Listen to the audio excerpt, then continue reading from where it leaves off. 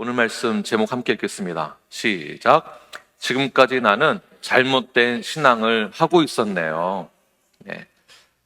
이러한 고백이 오늘 말씀이 끝난 다음에는 우리 모두가 동일한 고백으로 우리 자신이 신앙생활에서 어떠한 상태에서 교정이 되어야 하는지를 경험하고 또 깨닫는 그런 귀한 시간이 되길 바랍니다. 예수님이 땅 가운데 오실 때 율법을 폐하러 온 것이 아니라 어떻게 하기 위해서 오셨습니까? 완성케 하기로 오셨다. 완성케 한다라는 뜻은 더 채우기 위해서 오셨다라고 말씀하고 있습니다. 마태복음 5장의 내용은 하나님의 나라에 대한, 그 나라의 법에 대한, 그리고 하나님 나라에서의 그 자녀가 행해야 될 자세와 그 법에 대해서 계속 말씀하고 있는 동시에 6장부터는 신앙생활을 할 때에 우리가 구체적으로 성도로서 쉽게 범하는 그런 잘못된 문제들에 대해서 예수님이 교정해 주는 것을 볼 수가 있는데요. 6장부터 나오는 모든 말씀은 시대적 상황 가운데 있어서 바리새인들과 서기관들의 잘못된 그런 외적인 신앙, 잘못된 신앙들을 교정해 준다라는 것이 오늘날 우리 성도들에게도, 우리 교회에게도 동일하게 증거되어지고 있는 것을 볼 수가 있습니다. 다시 말해서 종교적인 위선들에 대한 문제를 지적하고 있는 것이죠.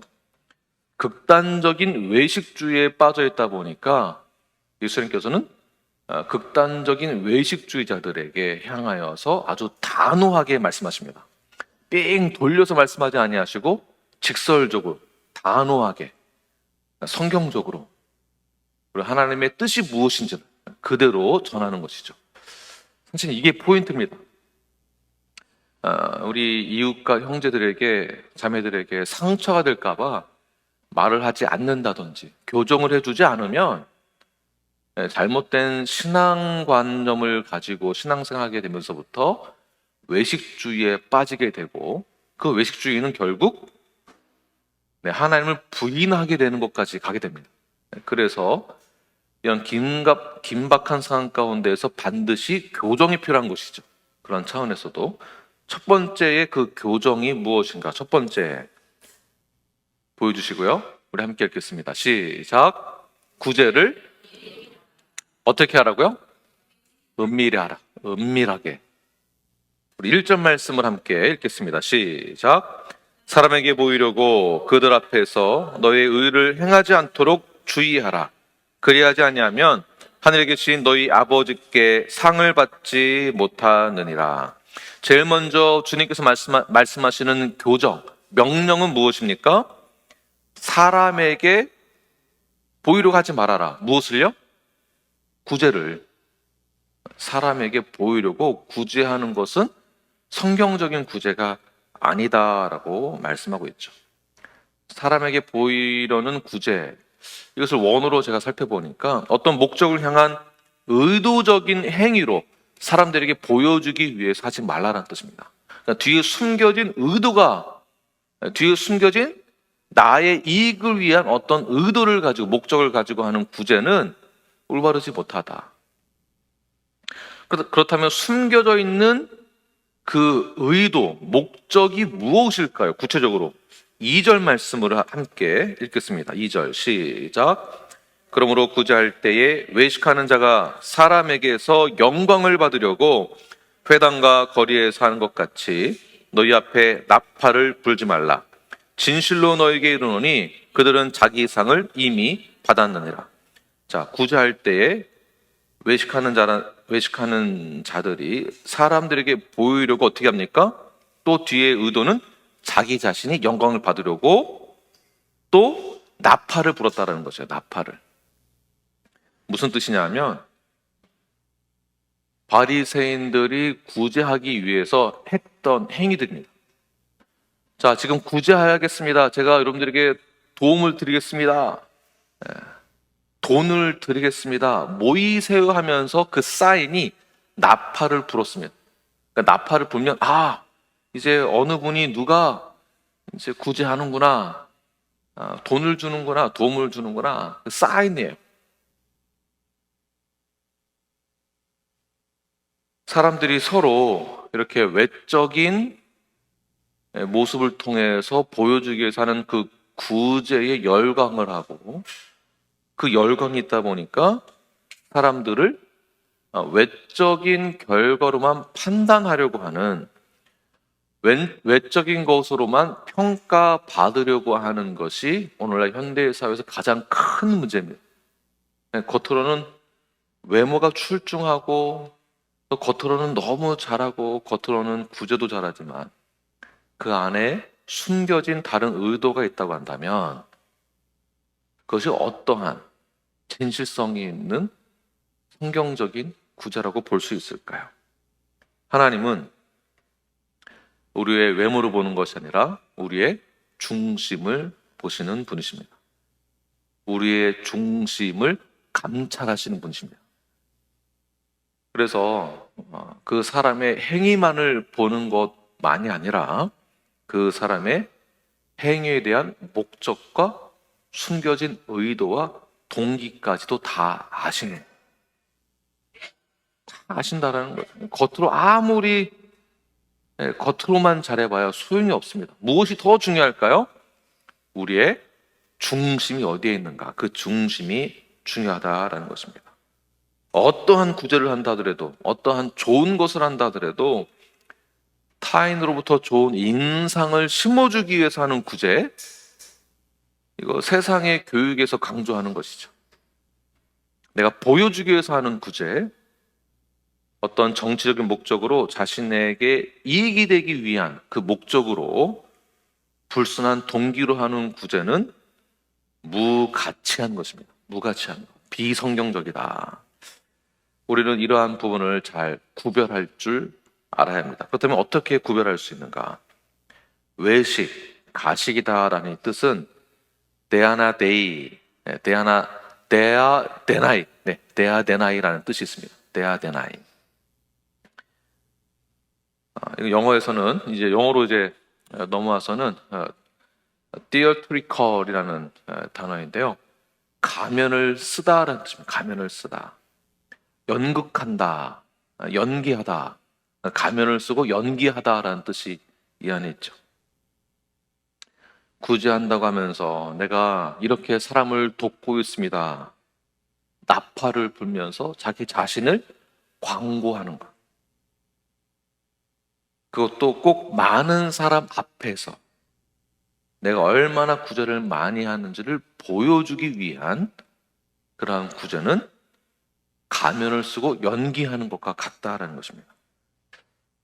구제할 때에는 구제받는 사람이 부끄러움을 당하지 아니하도록, 구제받는 사람이 자존심 상하지 아니하도록, 구제할 때에는 내가 쓰고 남은 것을 구제하는 것이 아니라 날 위해서는 덜 쓰고 구제하기 위해서 특별히 준비하여서 이웃을 사랑하는 그 마음으로 구제하는 것이 성경적인 구제라고 볼 수 있습니다. 그렇다면 어떻게 하는 것이 성경적인 구제일까요? 3절과 4절 말씀 함께 읽겠습니다. 시작. 너는 구제할 때에 오른손이 하는 것을 왼손이 모르게 하여 내 구제함을 은밀하게 하라. 은밀한 중에 보시는 너의 아버지께서 갚으시리라. 자, 이 말은 어떤 대가를 바라고 구제하지 말아라. 대가를 바라고 구제하는 자들과 너희들의 모습은 달라야 한다. 다시 말해서 오른손에 하는 것을 왼손이 모르게 한다는 것은 나 자신도 모를 정도로 구제를 그렇게 해야 한다는 것입니다. 나 자신도 모를 정도로. 구제를 나 자신의 공로라고 생각해서도 안 되고요. 내 자랑으로 여겨서도 안 됩니다. 또한 내가 하나님의 사랑을 받았으니까 사랑을 다시 돌려줘야지라는 생각으로 하는 것도 중요합니다. 자, 그러나 단지 나는 의무를 다했어라는 차원에서 구제를 하는 것이 아닙니다. 겸손한 마음, 나 자신의 의로움과 선행으로 하는 것이 아니라 하나님의 사랑과 하나님의 의로서 우리가 이 구절을 행해야 하는 것이죠. 옛날에 중국으로 파송된 미국 선교사가 홍수로 인하여서 물에 빠졌습니다. 물에 떠내려가고 있는 것을 중국 사람이 건져내 주었죠. 그래서 선교사님이 당신의 이름이 무엇입니까? 제가 후에 이제 복귀하여서 당신에게 도움을 드리겠습니다. 이 은혜를 평생 잊지 않겠습니다라고 미국 선교사님이 중국분에게 말씀하니까 중국분이 이렇게 답변했다고 합니다. 성경에 선한 사마리아인의 이름이 나왔습니까? 이 메시지가 오늘날 우리에게 큰 도전을 주게 됩니다. 제가 알고 있는 어느 한 목사님께서 어려움이 있었을 때 그 아파트에 이제 무슬림 분들이 많이 사시는 그런 아파트에 살았는데 이제 도움을 받아야 할 처지에 생기다 보니까 주변에서 그 이웃들이 무슬림들이 도움을 많이 주셨대요. 양말도 갖다 주고 신발도 갖다 주고 옷도 갖다 주고 아이들 유모차도 갖다 주고 그래서 너무 감사한 마음에 잘 받았습니다. 잘 받았는데 보니까 양말을 보면은 양말이 다 짝짝이거나 빵꾸가 나 있거나 신발도 다 짝짝이, 유모차도 바퀴가 하나 빠진 거. 그러니까 무슬림이 갖고 있는 교리는 이웃을 사랑해야만 너가 복을 받는다라는 교리가 있습니다. 이웃을 도와줘야 된다. 그냥 이웃을 나그네를 그냥 돌려보내서는 안 된다. 성경에는 나와 있지만 이웃을 잘 섬겨라. 그 법대로 한다고 하는데 그 안에 진실성이 없는 것이죠. 내가 쓸 것은 좋은 거는 다 남겨두고 버릴 거를 준다라는 그 의미가 그 안에 있습니다. 그리고 나는 할 거 다 했다라는 것이죠. 나는 법을 다 지켰다. 나는 이 교리대로 다 실천을 했다. 우리가 구제할 때에는 교회에서도 구제사갈 때도 마찬가지고요. 이것을 드러내지 않고 은밀한 중에 우리가 구제할 때 반드시 하나님 또한 우리를 은밀한 와중에 모든 것을 다 들어주시고 또 은밀한 중에 우리가 구제할 때에 하나님이 더 모든 것을 채워주실 것입니다. 나를 드러내기 위해서 많은 사람 앞에서만 구제하려고 하는 것이 아니라 내 이름이 드러나는 것이 아니라 이웃을 사랑하고 이웃을 내 몸처럼 사랑하고 섬기기 위해서는 나는 어떻게 해야 하는가? 가면을 쓰지 않고 내가 받은 하나님의 그 은혜에 대한 사랑을 정말 감사하는 그 마음으로 구제할 수 있는 저 여러분이 되기를 간절히 축원합니다. 두 번째는 이렇게 기도하라고 예수님께서 교정을 해주시고 계십니다. 이 명령인 동시에 교정이에요. 왜 교정이라고 할까요?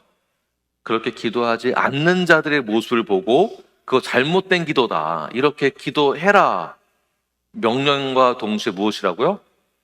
교정, 디서플린이 여기 안에 있는 것입니다. 5절 말씀을 함께 읽겠습니다. 시작.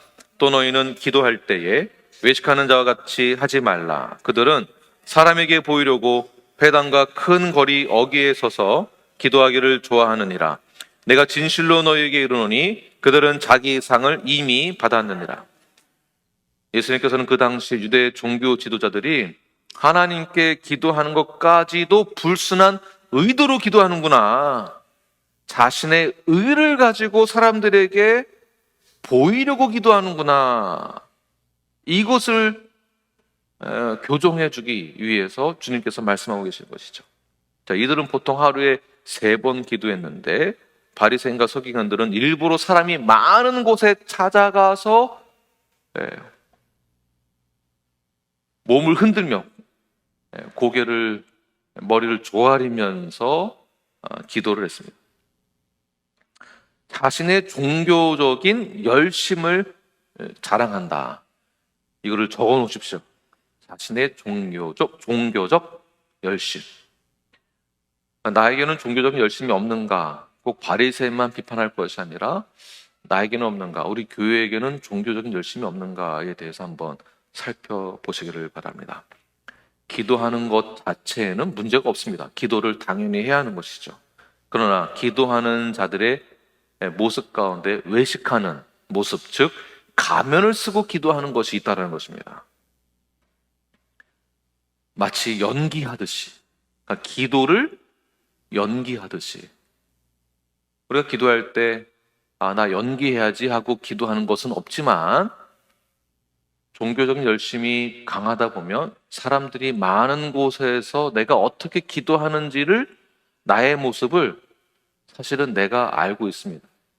그리고 옆 사람도 사실은 그것을 보게 됩니다.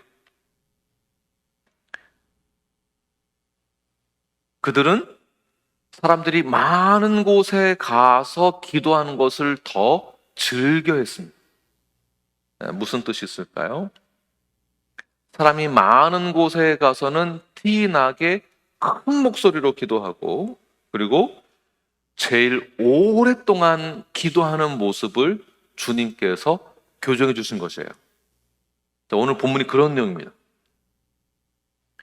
정작 혼자 있을 때는 내가 어떻게 기도하는 것과 비교해 보면 잘 아실 것입니다.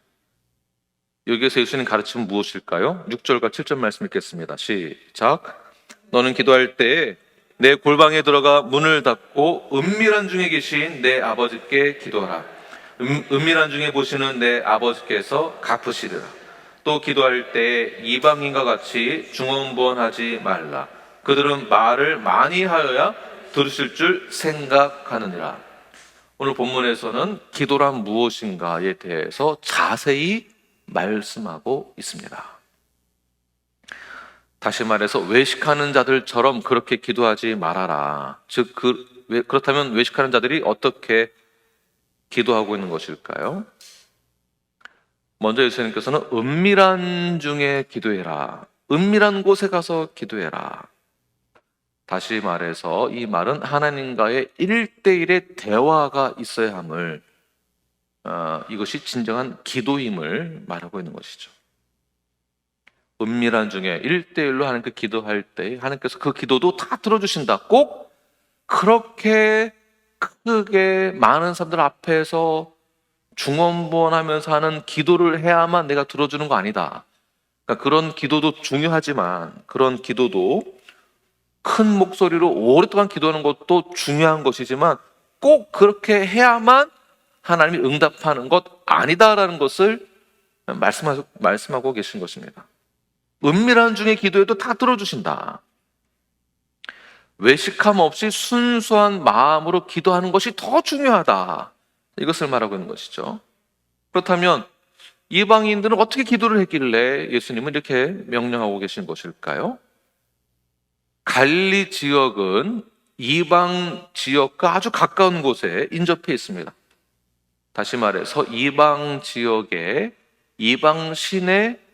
이방신에게 제사를 드리는 그 기도를 영향을 받았기 때문에, 물론 오래전부터 그랬었기 때문에 이들이 기도하는 그 모습은 마치 이방인들과 똑같다라고 다시 한번 재각인을 시켜주시는 것이죠. 그렇다면 이방인들의 기도가 어떤 기도인가? 이거 굉장히 중요합니다. 열왕기상 18장 25절부터 29절 우리 함께 한 절 한 절 우리 말씀을 기억하시면서 읽겠습니다. 시작. 엘리야가 바알의 선지자들에게 이르되 너희는 많으니 먼저 송아지 한 마리를 택하여 잡고 너희 신의 이름을 부르라. 그러나 불을 붙이지 말라.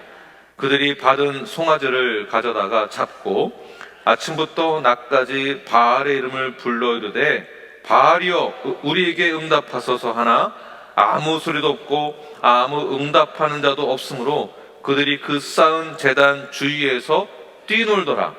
정오에 이르러는 엘리야가 그들을 조롱하여 이르되 큰 소리로 부르라. 그는 쉬는즉 묵상하고 있는지 혹은 그가 잠깐 나가는지 혹은 그가 길을 행하는지 혹은 그가 잠이 들어서 깨어야 할 것인지 하매 이에 그들이 큰 소리로 부르고 그들의 규례를 따라 피가 흐르기까지 칼과 창으로 그들의 몸을 상하게 하더라. 이같이 하여 정오가 지났고 그들이 미친 듯이 떠들어 저녁 소재 들을 때까지 이르렀으나 아무 소리도 없고 응답하는 자나 돌아보는 자가 아무도 없더라. 자, 이방인의 기도가 이러하다. 지금 이방인의 기도와 우리의 기도에 대한 차이가 있는지를 한번 살펴보십시오. 그러니까 바알에게 제사를 드릴 때에 그들의 기도가 어떤 기도? 첫 번째 무엇입니까? 오랜 시간 동안 광적으로 기도했다는 것입니다. 광적으로 어떻게 기도했습니까? 바알의 이름을 수도 없이 부르면서, 바알의 이름을 부르면서 광적으로 오랫동안. 두 번째는 오랫동안 기도하되 열심을 다해서 기도했습니다. 장시간 기도했는데 이 기도가 어떤 기도냐면 응답이 될 때까지의 기도예요. 응답될 때까지 기도한다. 지금 제가 말씀드리는 포인트를 잘 짚으셔야 됩니다. 헷갈리시거나 오해하시면 안 됩니다. 그러니까 이들이 왜 장시간 동안, 오랜 시간 동안 바알의 이름을 부르면서 응답될 때까지 기도했는가? 이 포인트가 중요합니다. 왜 그러냐면 자신의 열심으로 인해서 내가 이만큼 오랫동안 신의 이름을 부르고 기도하면 그 신의 마음을 감동시켜서 신의 마음이 나의 열심 때문에 바뀌게 될 거다라는 생각으로 기도했다는 것이에요. 네. 그래도 응답이 없으면, 오랜 시간 동안 기도하는데 응답이 없으면 그 다음 단계가 무엇인가? 칼과 창으로 내 몸을 상하게 해서 피를 내어서 기도했다. 그래도 응답이 없으면 큰 소리 내면서 나 자신을 자해함으로, 바알 신이여 보십시오. 내가 이 정도로 하는데 내 응답 안 들어주겠습니까? 들어주십시오. 이런 거겠죠. 내가 이 정도로 희생을 하면, 내가 이 정도로 헌신을 하면, 그리고 내가 신의 이름을 계속 부르면은 신이 감동하여서 그래, 너의 정성이 기특하다 라는 차원에서 응답이 이루어질 거라 믿고 그렇게 기도했다라는 것이에요. 제가 군대 있을 때에 제 후배 중에 한 명이 남묘호랑개교 성도가 있었거든요. 그 친구가 간증을 저에게 해주는데, 그 간증을 들으니까 다 남묘호랑개교 믿겠다라는 생각이 들겠더라고요. 그러니까 이러한 간증 정말 조심하셔야 됩니다. 우리 기독교 안에서도 내가 이렇게 했더니 하나님이 응답해줬다라는 굉장히 위험한 것입니다. 사실은 남묘호랑개교 그 후배의 기도가 무엇이냐면 이제 아버지가 횡단보도를 건너다가 차에 쳤다라는 거예요. 그래서 붕 아버지가 뜨면서 남묘호랑개고 계속 이거를 부르니까 떨어지고 나서도 교통사고가 났는데도 아무 문제가 안 생겼다. 다친 데도 없고 멀쩡하더라. 이게 우리 그 후배의 간증. 그러니까 남묘호랑개교의 기도가 계속 남묘호랑개교라고 계속 부르는 기도거든요. 다른 비읍으로 시작하는 종교에서는 어떻게 기도합니까? 네, 기도문이 있죠. 천주교에서는 어떻게 기도합니까? 기도문을 읊으면서 똑같죠. 내가 이렇게 108배를 드리고 금식을 하고 이빨 꽉 깨물고 전투적으로 기도해서 응답될 때까지 기도한다? 다시 한번 7절 말씀, 본문 7절 말씀 읽겠습니다. 시작. 또 기도할 때 이방인과 같이 중언부언하지 말라. 그들은 말을 많이 하여야 들으실 줄 생각하느니라. 중언부언, 똑같은 말을 반복한다는 것입니다.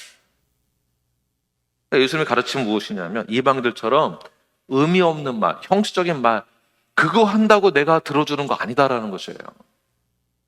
그거 아니어도 은밀한 중에 기도하는 그 기도 내가 다 듣고 다 해줄 수 있다. 하나님은 우리의 모든 것을 다 아시는 분이십니다. 우리의 처지와 우리의 상황을 다 아시는 분인데 왜 우리는 기도해야 하는가? 그래도 기도해야 될 이유가 있다라는 것이에요.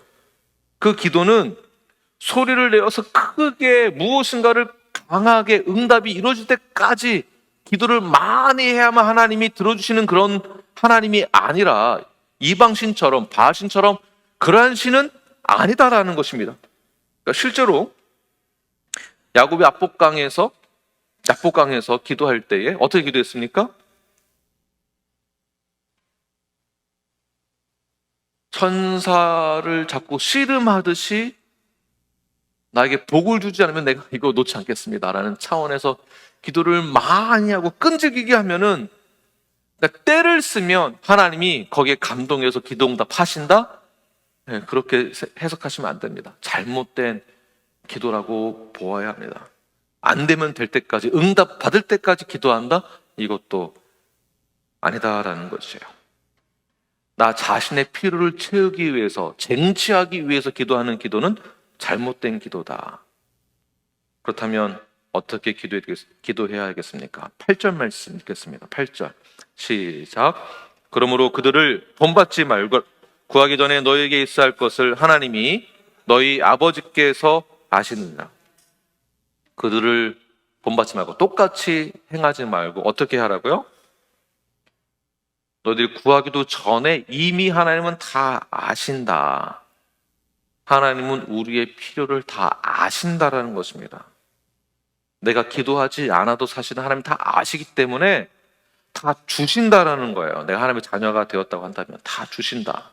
그러니 이방인들처럼 나의 뜻을 하나님에게 관철시켜서 응답받기 위한 그러한 기도를 이방인처럼 하지 말아라. 그러나 우리의 모든 것을 다 아시는 하나님께 기도해야 될 가장 중요한 그 이유가 무엇인가? 그 이유는 하나님의 뜻을 내가 기도하면서 깨닫는 데 있다는 것입니다. 굉장히 중요합니다. 내가 기도하는 그 이유는 하나님의 뜻을 알기 위해서요. 과거에 우리가 기도할 때에는, 우리 부모님 세대 때에는 먹고 사는 게 너무 힘들었었기 때문에 정말 하루하루가 먹을 게 해결이 안 되면은 안 되는 상황 가운데에서의 신앙생활을 했었습니다. 그때야 울고 부르짖어야만 가능했던 그런 시대였어요. 저희 부모님 이야기를 들어오면 그 시대가 그러했습니다.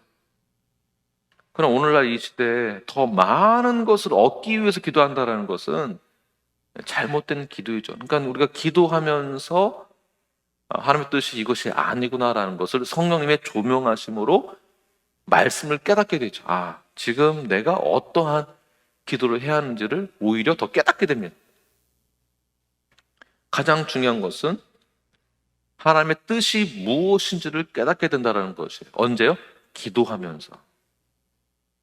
하나님의 중심의 기도로, 나 중심의 기도에서 하나님 중심의 기도로 바뀌게 되는 것이 바로 기도할 때에 나의 중심이 바뀌는 것입니다. 그러니까 잘못된 기도가 기도하면서 이것이 아니구나 라고 해서 깨닫게 된다는 것이에요. 하나님의 뜻으로, 하나님 중심으로. 그래서 기도가 필요한 것입니다. 기도는 숨이고, 기도는 하나님과의 교제이고, 이제 기도의 뜻이긴 하지만 기도의 목적은, 기도해야 될 그 이유는 하나님 중심으로 바뀌기 위해서 기도한다는 것에 있습니다. 우리가 기도할 때 어떻게 기도해야 되는가? 2019년도에 저희 교회 어려움이 있을 때에